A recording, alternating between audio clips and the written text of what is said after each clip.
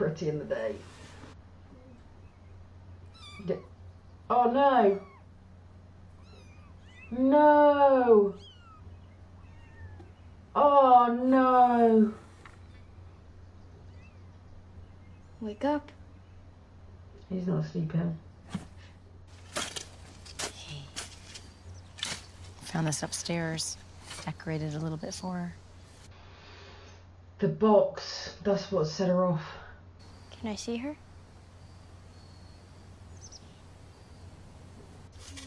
She's alive. What? She's alive. Honey, look, I know this is hard. She is. She really is. Look. Honey, look. I know that. Honey, I know this is Her hard. lips are moving. Hey, it's okay. Honey, wait a second. Hey, wake up, little kitty. It's okay. I'm right here. It's okay. Yeah.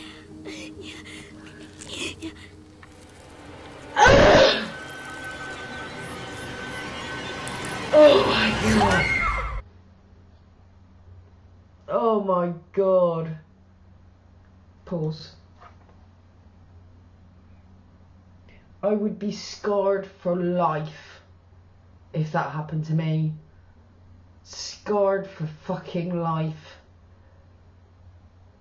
I don't mean at that age, not like now. Now I'd be really scared, but I'd move past it. But imagine being a child and like the way you love your first kitten, and you've got this hope, this miracle has happened, that this kitten is actually alive, and then a bug crawls out of its throat. I feel sick. Play. I don't think it's a good idea. It's the right thing.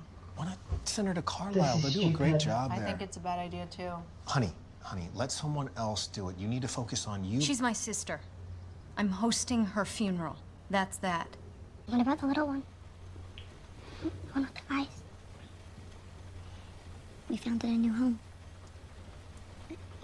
Why didn't you let me take care of it, or at least say goodbye? Cheryl, we have no idea what was wrong with those kittens. They were very sick. We couldn't let you try to take care of a pet who was so sick. But you gave it to someone else. You're not giving him time to get here. He missed her wedding. We're not gonna let him miss her funeral, too. He has time, but I'm not leaving her in a freezer until Luke gets his shit together. She'll be there forever. I gotta get to work. Shirley! Stop type A-ing it! This is It's been a not... minute since you had one of your color storms. This is Grandma's... Oh That's the god. thing.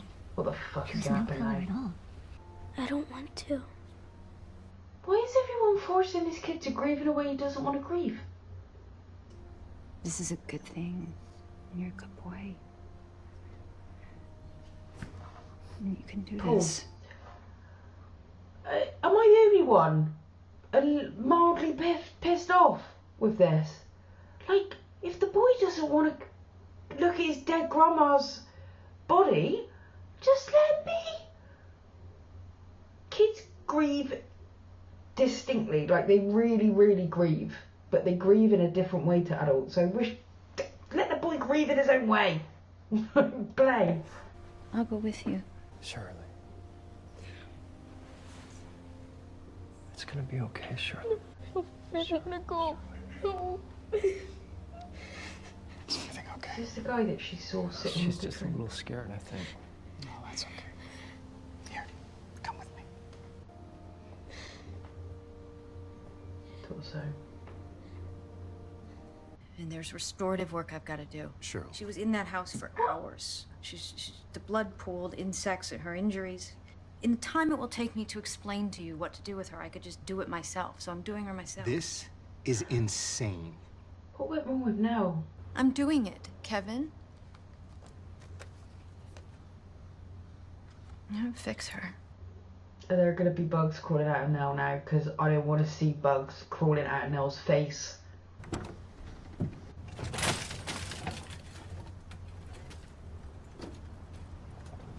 I gotta go. I'm sorry. I just can't, Cheryl. This is a bad idea, Shirley. This is a bad idea. Let's take her down. I don't want it. Here we go. Ew. Can I feed the kittens? Oh my god. Just remember how I showed you. Are they still sleeping? Are they all dead? For fuck's sake. No, no, no, no, no, no. Shirley?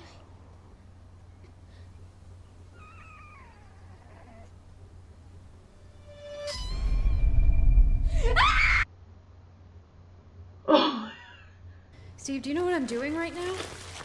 I'm elbow deep in our sister's chest cavity, pulling out a bag of her internal organs. That's what happens when a body's autopsied and I have to take it out. You have to get 2 grown men to a goddamn airport. Get it done. She's doing it herself. She isn't. She's doing it herself. They're better now.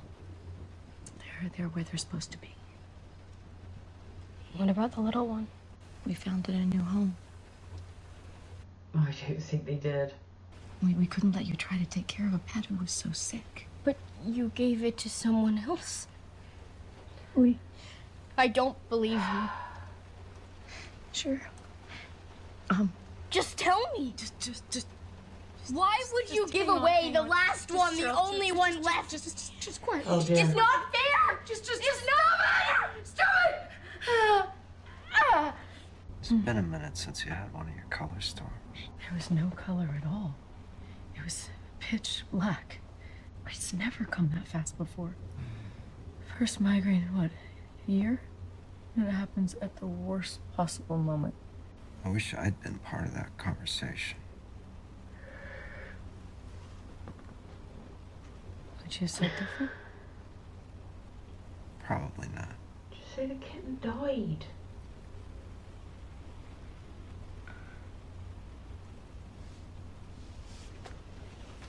I got it. Her first real brush with death, and now she's... And then I have one chance to pull it back, and I lie to her face and lock up with a migraine. This was not our finest hour, no doubt. Good parents. That's the conversation they should be having. We really fucked this up. What are we gonna do about it? Nice. I like it. I don't want to see this. No. This is fucked up. I won't lie to you. Any questions you have are completely normal, okay? What are you doing to her? I just finished embalming her. It helps her look how we remember her. Why did she die? But mostly I'm just sad. Why don't you go pick your favorite picture of Auntie now from one of the albums? And I can hang it at the funeral. Okay?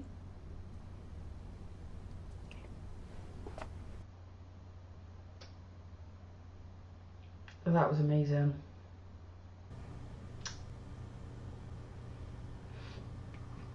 What happened to her? So she didn't just like...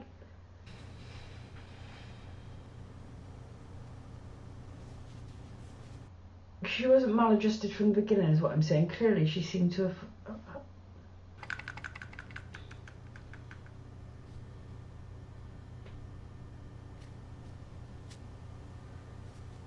I know some I'm so bloody excited. beetle's gonna come out of that You place. look amazing. You already look amazing. You know what I mean. Come in. Hey. How's Arthur? Oh, him. He's great. I handcuffed him to a radiator downstairs. He's not going anywhere. Steve. He's as happy as I've ever seen a guy. And he should be.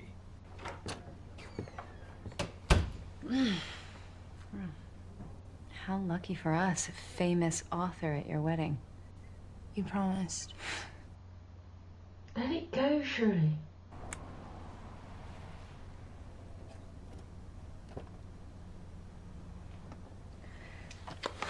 What is it? Nothing. I should be right back and finish up. She said Luke wasn't at the wedding. Did she send him away? What? Look at me. You're high.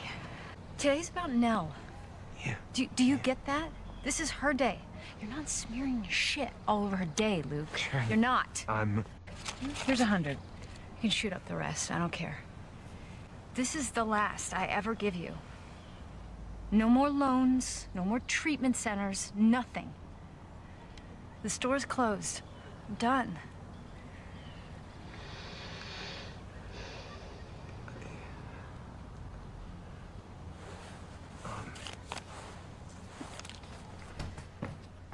Sorry. Bridesmaid stuff. Is everything okay? Everything's perfect. We're gonna have a perfect wedding, Nellie. Almost perfect.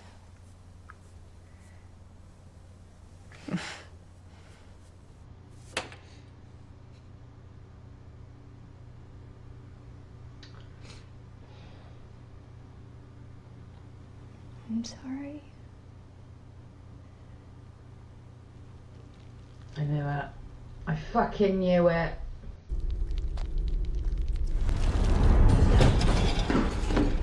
This is why you don't. No! There could be a million bugs in there!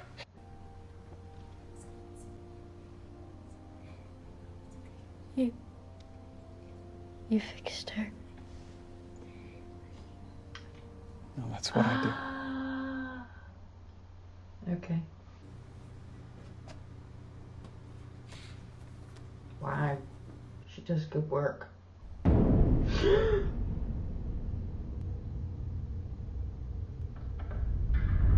What the shit?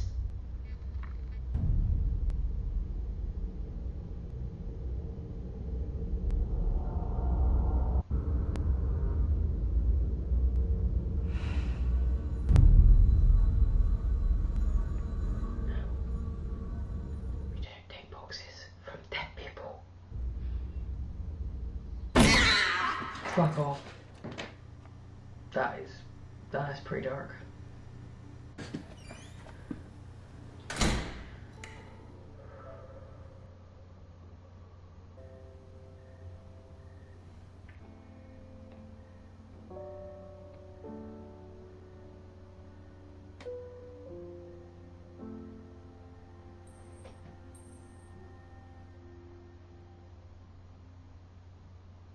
To come home. It was the...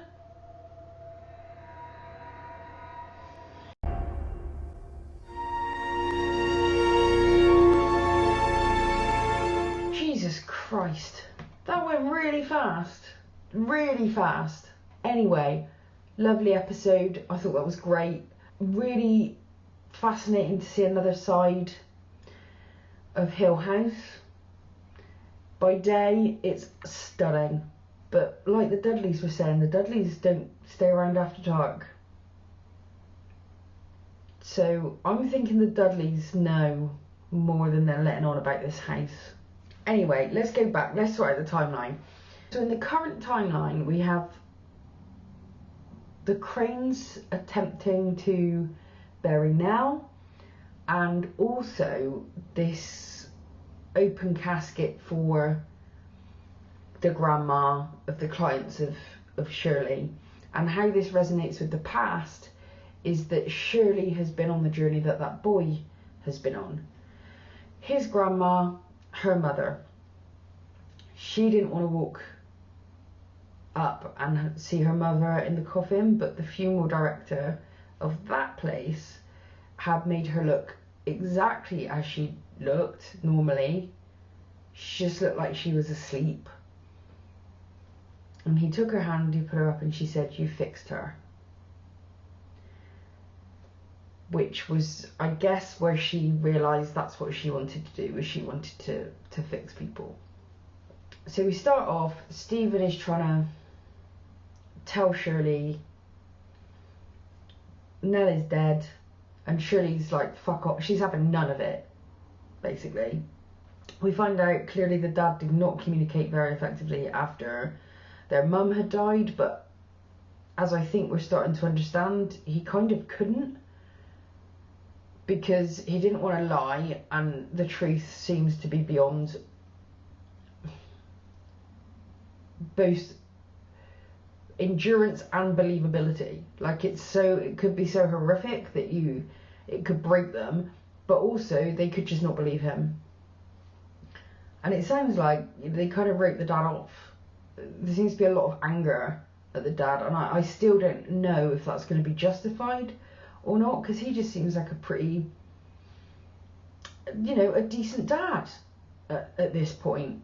We have Shirley going full type A on the management of the funeral of Nell, and everyone around her is kind of like, do you really think this is the best idea? And to be honest, I've given the boy, which we'll come to in a minute, I'm talking about the boy getting the right to grieve. Well, Shirley has the right to grieve too, and for some people actually having that level of control, even though it would seem like something that would break a person who doesn't view the world that way, is actually really helpful to someone who needs to be in control, because she would know that she would do the perfect job, and she would at least have control over that. We also had, in the past, we had the issue of the kittens. Damn you, The Haunting of Hill House, for ruining kittens. I actually have a cat in this room, by the way. Or I had two while I was doing the action. One is now left. The other one's on the floor. Shirley goes into this shed. She's taking a photograph of these kittens in the box. Behind her, I mean, it was just... I honestly thought for a moment it was a pepper mache thing, but it was a wasp nest. She freaks out because it's got like a face. And Mr. Dudley and Nell's dad come in and they're like, it's a wasp nest, we'll deal with it, get over it. But she's like, what about the kittens though? The dad says, go for it. So she takes the box, she takes over looking after these kittens. Obviously then we see that the one kitten dies. We all know what happened with that. Basically all of the kittens die. And then she gets another calls for hope, because she's like poking them all, trying to, figure out if anyone's still there. And one of them is just like, it's got green shit coming out of his eyes and all sorts. So she picks it up again, like she did with the one with the bug out his mouth. She's like, thank God, like one of you is still alive. Just white eyes.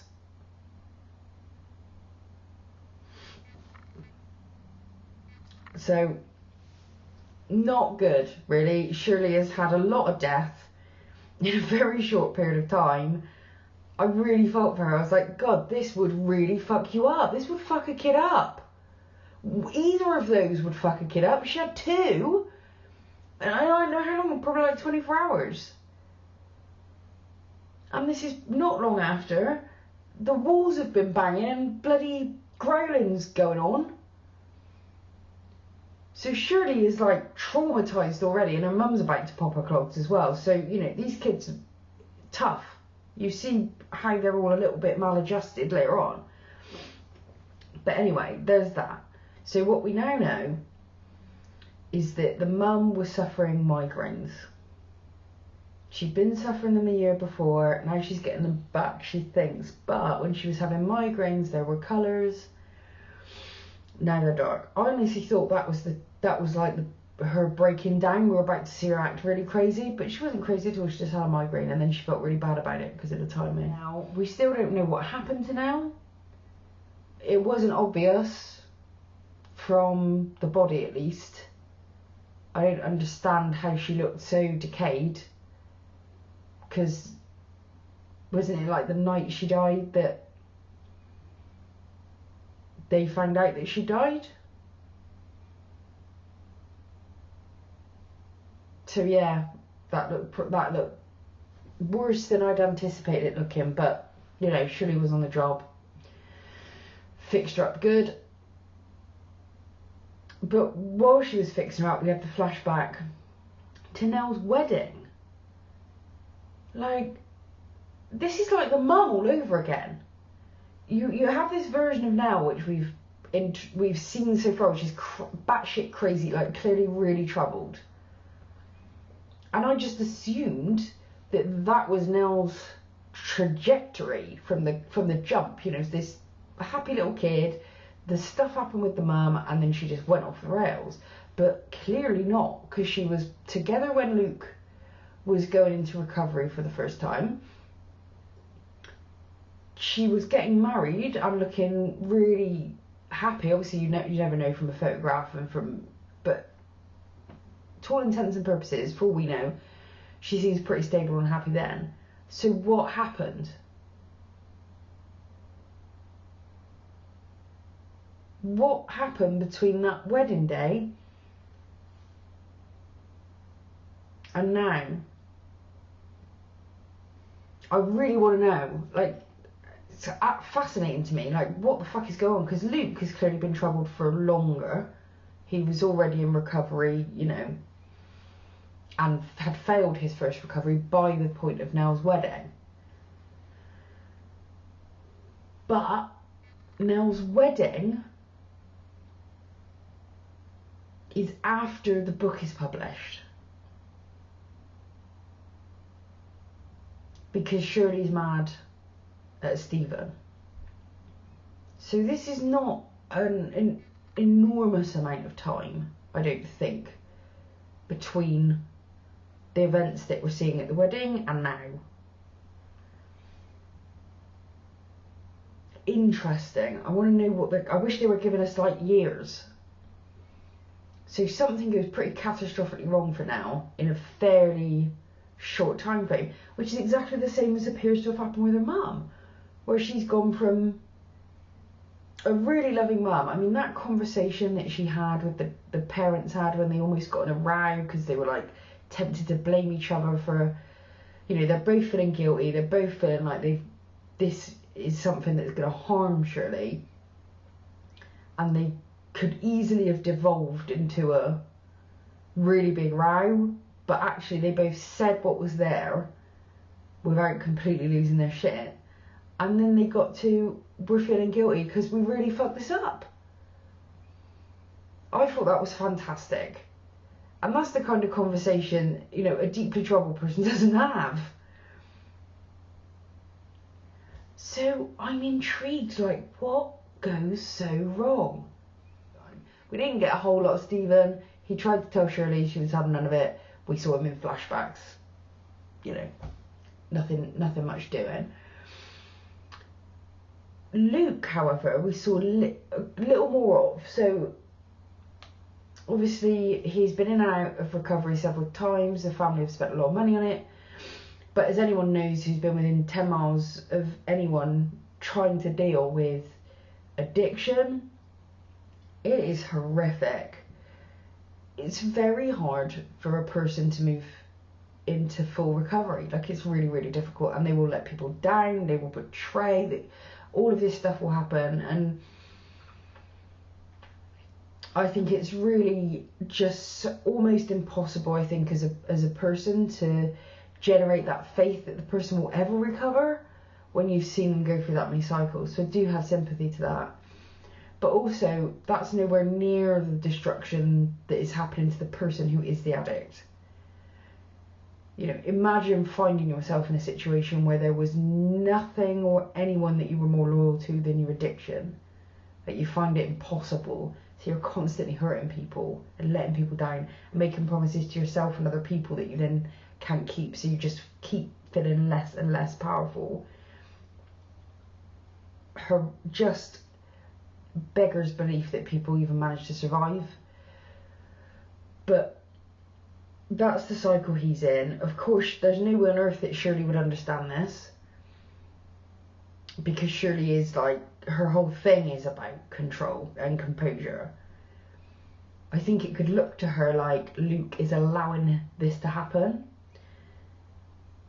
almost self-indulgently, like not trying hard enough. But I think it's also about the most terrifying idea to Shirley would be being that out of control. So I don't only think she's responding to him like the personal letdown of the situation that's happening, but I think it's something she can't bear to watch because she needs things buttoned. Then later he turns up at the wedding But Shirley doesn't tell anyone. She just goes outside and gets rid of him because she thinks his presence will bring an imperfection into what should be a perfect day. I don't think actually that would have been Nell's reaction. I think she'd have been actually really happy to have her brother there, to know he's okay, and, you know, deal with all of the drama another time. It wasn't like he's going to come and smash things up. He just looks a mess. You can stick him in a corner. Do you know what I mean? I'm not wholly in agreement, but I'm not entirely without sympathy either. And yeah, so that brings us to the end, which we all knew were cut. Don't tell me there's a single one of you watching this that were not waiting for a bug to crawl out of Nell's mouth. It was still horrific, but not like the most horrific thing that happened, because her bloody mother was on the other gurney, and before you know it, she's upright like Frankenstein's monster, and she's got the white eyes like the kitten. Her face is like glowing, like there's a light inside her or something. And she's got this box, which we've now seen twice. So the box that she'd given Nell to bury the kitten in, but then weirdly that guy had bought identical box. It's not a very typical kind of box, with his mum's mementos. It was weird. No wonder she froze in that scene. So anyway, dead zombie mum's now got the box in her hand, and then yeah, it's like. And then we had this interesting scene, because earlier on we'd seen a scene with Shirley and the mum. It's basically where we started, with her mum with the architectural designs for their forever home. Hill House, they're going to sell it for loads of money, and then they're going to have this forever home, which is obviously it's a never home. But while this is going on, we get a couple of references to, you know, when you see the porch light, you know, flash on and off twice, you've got to come in. And Shirley has actually now like a little scale model of the forever home that her mum was making. And she's going to bed, and then the little porch light goes. So I feel like everyone's going back to Hill House. I think that's got to be where this is going. Everyone is going back to Hill House. Like, Mama is calling, she's flashing the lights. It's time. We'll come back.